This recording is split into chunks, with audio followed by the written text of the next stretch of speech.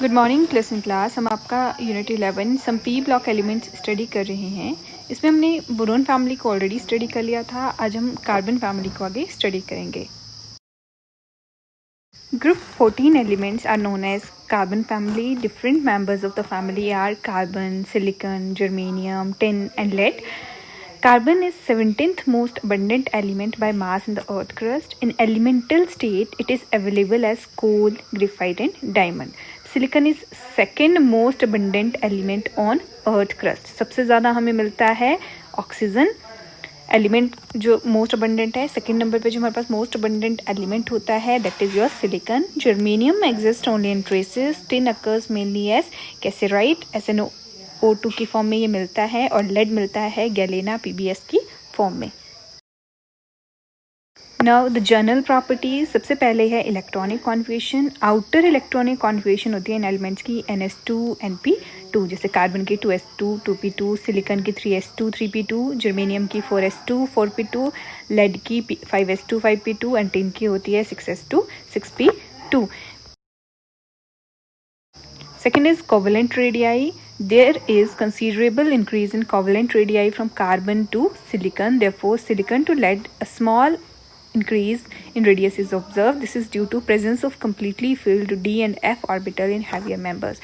Starting में increase किया, उसके बाद क्या करता है बहुत ज़्यादा मतलब पहले बहुत ज़्यादा इंक्रीज़ कर रहा है, उसके बाद क्या होता है फर्दर इंक्रीज़ थोड़ा कम हो जाता है। क्यों? क्योंकि बीच में D एंड F ऑर्बिटल आ जाते हैं, जिसकी वजह से क्या होती है न्यूक्लियर चार्ज इंक्रीज़ कर जाता है। तो साइज़ क्या होता है इंक्रीज़ तो कर रहा है बट इतना ज़्यादा इंक्रीज़ नहीं करता है। देन है ionisation enthalpy. Ionisation enthalpy decreases down the group. क्यों? क्योंकि नंबर ऑफ शेल्स इंक्रीज कर रही हैं, इलेक्ट्रॉन न्यूक्लियस से दूर जा रहा है, जिसकी वजह से इलेक्ट्रॉन को बाहर निकालना ईजी है। दैट मीन्स आयोनाइजेशन एंथैल्पी क्या कर रही है डिक्रीज कर रही है। Small decrease in ionization enthalpy from silicon to germanium to tin and slight increase in ionization enthalpy from tin to lead is the consequences of poor shielding effect of intervening D and F orbital and increase in size of atom। जो slight increase होता है ionisation enthalpy का tin से lead को, वो इसलिए होता है क्योंकि शील्डिंग इफेक्ट जो होता है थोड़ा कम हो जाता है और साइज जो होता है एटम का वो इंक्रीज करता है। Next is electronegativity. Due to small size, elements of this group are slightly more electronegative than group 13 element. Electronegativity values silicon and lead के almost same होती है। Now the chemical properties, oxidation and trends in chemical reactivity. The common oxidation state exhibited by these elements is +4 and +2। जो heavier members हैं वो +2 oxidation state show करते हैं, जो lower member हैं वो +4 oxidation state show करते हैं। अब +2 क्यों हायर मेंबर शो करते हैं, उसका रीज़न होता है इनर्ट पेयर इफेक्ट। क्या होता है इनर्ट पेयर इफेक्ट? जब भी कभी NS इलेक्ट्रॉन जो है वो डोनेट नहीं हो पाते हैं, वैलेंस शेल से डोनेट नहीं हो पाते हैं, वो बॉन्डिंग में पार्टिसिपेट नहीं कर पाते हैं, उसको बोलते हैं inert pair effect. Inert pair effect, the reluctance of S electron to take part in bond formation is known as inert pair effect. जिसकी वजह से जो लोअर वाले एलिमेंट है वो सिर्फ P ऑर्बिटल के 2 इलेक्ट्रॉन को डोनेट करेंगे और +2 ऑक्सीडेशन स्टेट शो करेंगे, S वाले इलेक्ट्रॉन को वो डोनेट नहीं करते हैं। Next is reactivity toward oxygen. All members form oxide. 2 type के ऑक्साइड बनाते हैं, या तो बनाते हैं मोनोऑक्साइड या फिर dioxide. Oxide in higher oxidation state of element are generally more acidic than in lower oxidation state.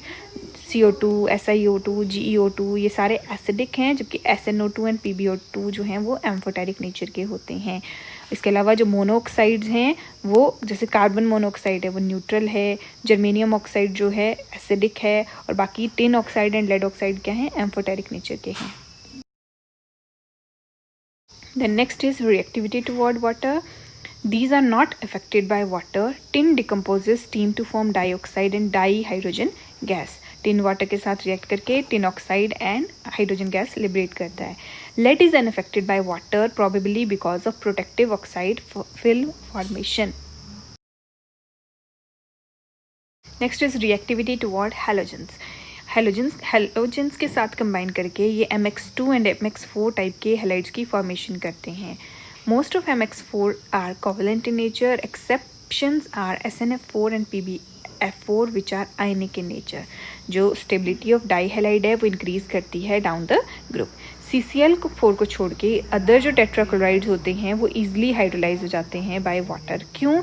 क्योंकि CCl4 में हमारा सेंट्रल एटम है कार्बन, और कार्बन के पास कोई भी वैकेंट डी ऑर्बिटल नहीं होते हैं. तो ये क्या करता है, ये किसी और इलेक्ट्रॉन पेयर को एक्सेप्ट नहीं कर पाते हैं.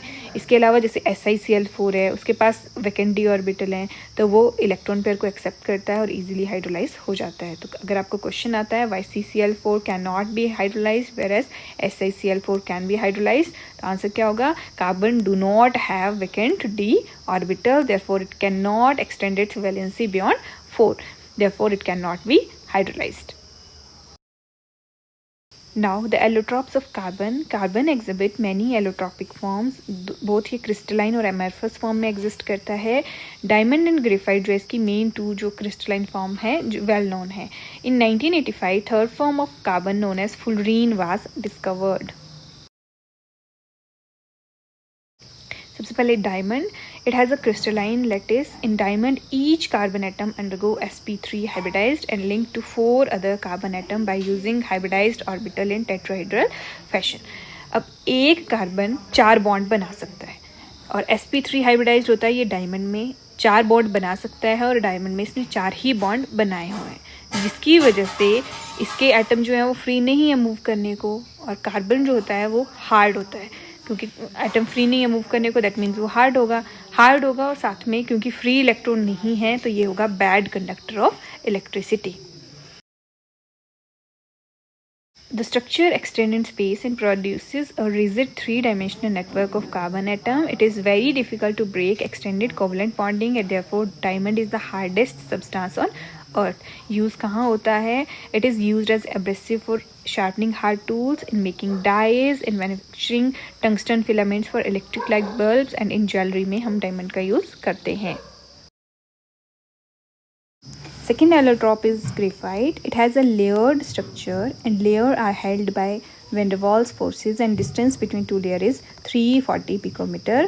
Each layer is composed of planar hexagonal rings of carbon atom. Carbon bond length होती है 141.5 पिकोमीटर और हर एक कार्बन जो हेक्सागोनल रिंग में होता है वो होता है sp2 hybridised.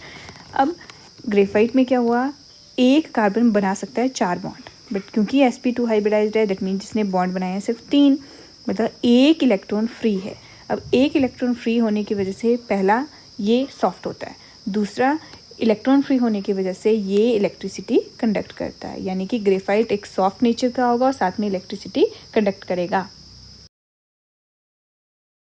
In graphite, the electrons are delocalized over the whole sheet. Electron are mobile मतलब मूविंग है, and therefore graphite conduct electricity. 3 bond बनाए हैं, एक इलेक्ट्रॉन फ्री है जो मूविंग है, जिसकी वजह से ग्रेफाइट इलेक्ट्रिसिटी कंडक्ट करता है. Graphite cleaves easily between the layers and therefore it is very soft and slippery.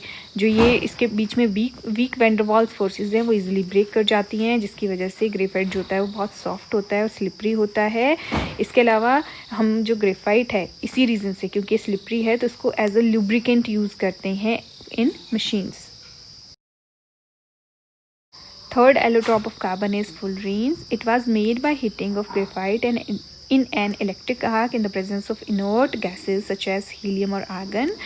It is only pure form of carbon because they have smooth structure without having dangling bonds. Fullerene are case-like molecule. इस तरह से football like structure होती है इसकी, जिसमें 60 carbon molecule जो हैं ball like structure बनाते हैं, जिसको बकमिस्टर फुलरीन भी बोलते हैं. ये जो रिंग्स होती हैं इसमें ये हेक्सागोनल एंड पेंटागोनल दोनों रिंग्स कंसिस्ट करता है.